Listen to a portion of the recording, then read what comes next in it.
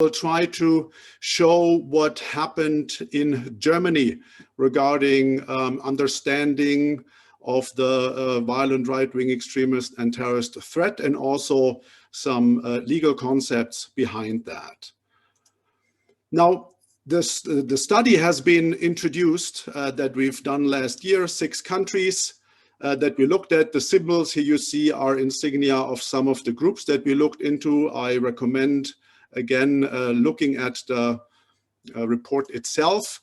We identified a couple of hubs of areas where these groups and individuals meet and strategize, coordinate, make money, distribute any kind of content. The point from my side would be that, and this is going to be essential for the understanding, that this sort of movement to me reminds me of an unorganized collective. So these people are comprised of different, or this milieu is not only a couple of different far right or extreme right milieus and individuals. They feel connected and united by shared narratives, values, and enemies. And this is a difference to how we tend to look at Islamist extremism, and that might be a challenge, therefore, to find a shared understanding, but I'm coming to this in a second. So here are some of the pictures that are from Telegram and other groups that I and colleagues of mine are looking into. You see classic sports, white unity on the top center. You see far-right concerts, as Hannah also mentioned. You have misanthropic division, Azov battalion. That appears to be a picture from 2016. In the center, you have the Turner Diaries, one of the key ideological publications from the US, here posted from a French group. You have in the bottom left, the Rise Above movement, making field trips to Germany, filming themselves, how they, pose themselves in front of German institutions, like here, the Bundestag, the Reichstag building, and you have in the bottom center here, mixed martial arts, German youth, which says mixed martial arts instead of smoking joints. German youth should stay sportive. So this is what we usually look at and what we see and what is somewhat familiar. Now, there's another kind of ideology in communication, that is the saving from the threat picture here. You see 2 pictures moved into each other, into one. You see Adolf Hitler, and you see a supposedly ethnically white couple, very intimate. This is a key message, that this is about saving the white race. You have other kinds of merchandise. You have an introduction of female characters, and of course here, again, this is a French picture, an illegal gesture, at least in Germany. You have what Hannah mentioned as well, lots of merchandise from different points. The homeland traditionally was the national homeland, but this transnational collective, unorganized collective here from White Rex, again, introducing also females into the portfolio of extremism in this field. This is not just about the national homeland. Here, this is about, I don't know if you can read it, preserve European homelands, for example. So this is a broader approach, a broader perspective on what I'm trying to talk about in this presentation. So an unorganized collective has developed, comprised of different milieus and individuals that feel connected, united by shared narratives, values, and enemies. In Germany, there has been a lot of movement in different aspects, legally and also organizationally. So the German Constitution, as a lesson learned from Nazi Germany, the Third Reich, is a so-called well-fortified or battle-ready democracy, eine wehrhafte Demokratie. Parts of this constitution cannot be changed by whatever majority. It's an eternity clause that specifically protects human dignity and also mandates state authority to protect and to respect it. And this is important for our perspective here in Germany on extremism. And also interesting, Article 20, the Germans have the right to resist those who try to abolish the constitutional order, the democratic and social federal state, and the values in the Constitution. So this is the framework which I think is important to understand why the Germans have maybe developed in certain fields. So from 1974, there's a more of an administrative concept of extremism, describing it as supposed or confirmed hostility towards the Constitution and the principles of the free democratic order, as I just mentioned. Now, this does not mean that it's illegal to be classified as an extremist or that extremists are automatically illegal actors, but that domestic intelligence agencies like the Office for the Protection of the Constitution, that's the name of the German intelligence agencies, can take a look particularly at groups at that point. So this is where we come from.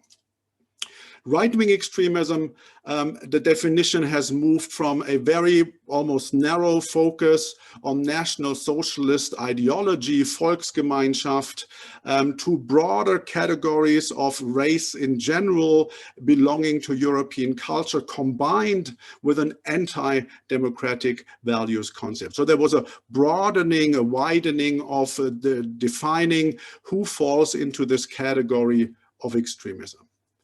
Most recent, there was a verdict of the highest German Federal Constitutional Court. There was a case of banning one of the German extreme right-wing parties. The court said, well, this party is clearly anti-democratic and it clearly fulfills the criteria to be banned, except that it is not dangerous enough. And this is another key criteria. So it's not enough in Germany to be an extremist group, not even a violent extremist party, not group, party.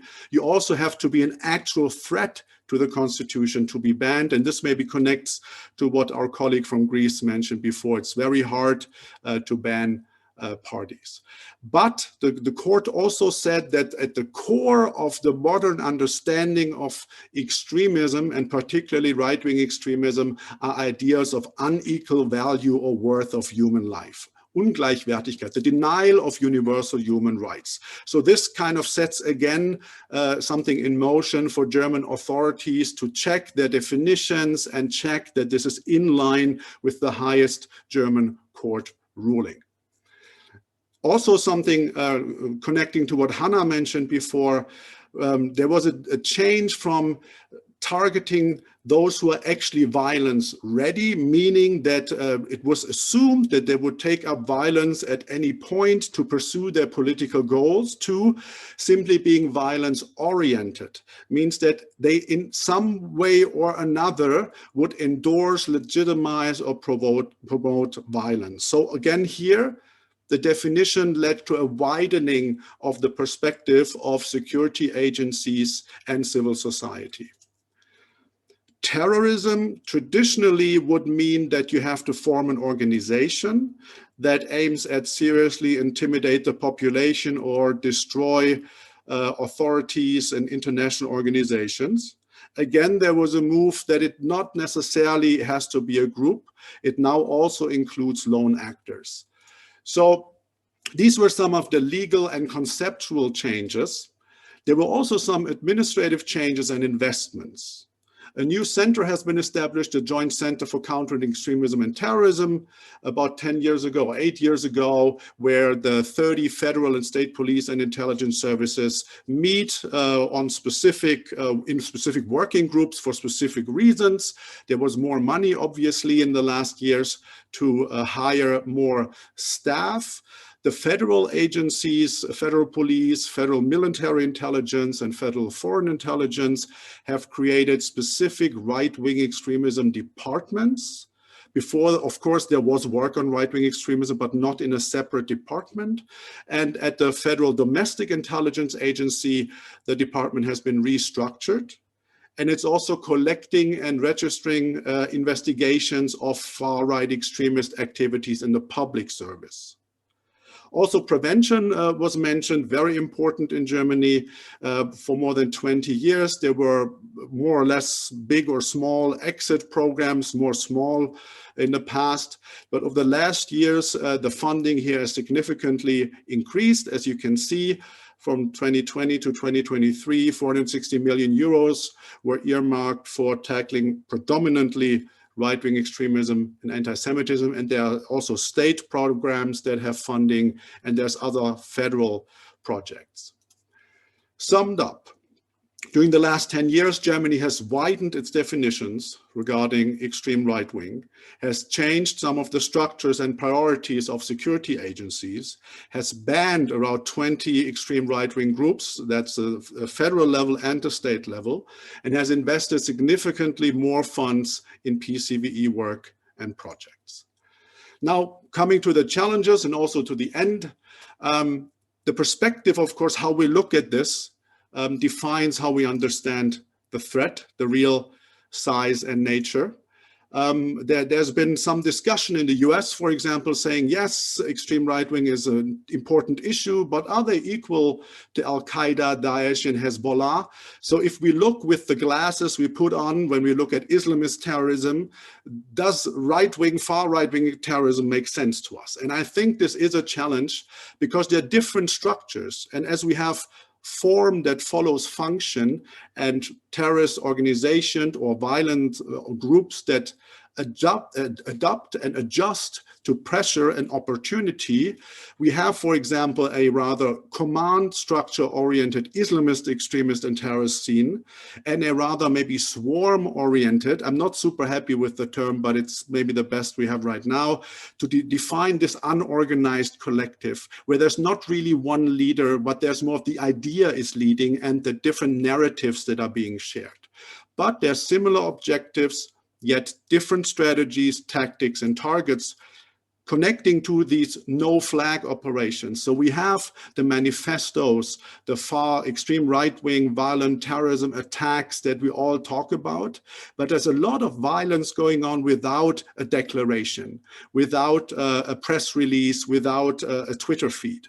So it seems that this makes it hard for us to put this into the terrorist structure, because these acts of violence, individuals without declaration, also spread fear, but only to specific parts of the population, and mostly in Europe, not towards the white mainstream native, however you want to call the established population, but more to newcomers or people who have been here for generations but still might not feel 100% at home.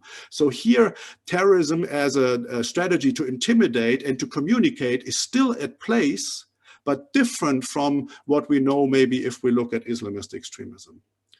Same point, attacker bias. Since a lot of the attacks in the far-right extremist and terrorist sphere are not committed by big organizations with a press department, it seems that we tend to focus on the individual actor and not see the supporting environment and milieus, and therefore maybe again miss the bigger picture. Online, big topic, obviously. Terrorist Content Online Directive passed 10 days ago or so, Digital Services Act being discussed right now, NetzDG in Germany regulation with several key findings. Many major extreme right-wing key actors, violent key actors, still have profiles on social media, often with several thousands of followers, because they have not been banned, right? So it's either groups or individuals. The individuals often have committed several crimes, but this, of course, does not prohibit them from being on social media unless the companies would decide to do so. So even when we're not talking about illegal content here, we talk about hostile and violent actors that are still allowed on the major platforms, and CEP does some research on this, and we publish reports on this, and we're happy to send you information if you like. And just recently, a very good point why this happens on social media. If you look, for example, in Germany for Kampf der Nibelungen, one of the most famous mixed martial arts, extreme right-wing, violence-oriented events, and it's also sort of a group, you will find If you look for this on Facebook, for example, you will find them immediately. You might even find them if you just look for mixed martial arts. And then Facebook will tell you, wow, this might be an extremist group.